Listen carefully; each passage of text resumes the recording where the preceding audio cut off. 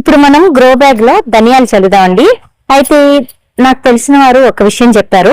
నేను ఎప్పుడు డైరెక్ట్ గా ఇలాగే ధనియాలు తీసుకొని చల్లేస్తూ ఉంటాను. అయితే వాళ్ళు ఏం చెప్పారంటే ధనియాల్ని ఇలా బండ మీద వేసేసి చెప్పుతో జస్ట్ ఇట్లా గట్టిగా అనమన్నారు. ఒకసారి చెప్పుతో అని వేసేయమన్నారు. నాకు చెప్పుతో అనడం ఇష్టం లేదు. ఇదిగోండి తీసుకున్నాను. జస్ట్ వాళ్ళు చెప్పినట్టే ఒక్కసారి ఇట్లా రోల్ చేసేసి ఇలా బద్ద అవ్వాలన్నారు.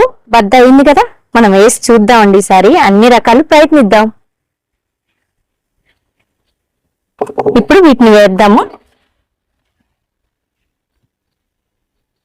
గ్రో బ్యాగ్ లో రెడీగా ఇసుక కలిపేసి నేను రెడీగా పెట్టాను. దానిలో వేసేద్దాం రండి. ఇక్కడ చూడండి రెడీగా ఉంది గ్రో బ్యాగ్. ఇసుక అంతా కలిపేసాం కదా, నేను చల్లేస్తున్నాను. పల్చగా చల్లేసేయమని చెప్పారు, అలాగే చల్లేద్దాము. చూడండి ఇలా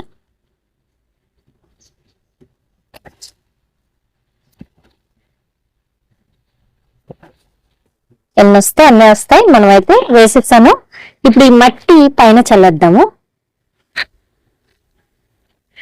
రెగ్యులర్ గా 2 పూట్ల వాటరింగ్ చేయాలండి. రైనీ సీజనే కాబట్టి ఇప్పుడు వర్షాలు పడుతూనే ఉంటాయి కాబట్టి ప్రాబ్లం లేదు. ఎండలు బాగా వేసినప్పుడు మాత్రం కాస్త వాటరింగ్ చేస్తూ ఉండాలి. ఒక్క పూట అయినా చేస్తుండాలి.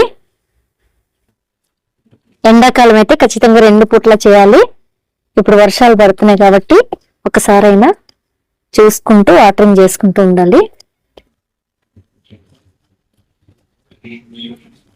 ఈ గ్రో బ్యాగ్ లో అయితే నేను ధనియాలు చల్లేసాను. రెడీ అయిపోయింది.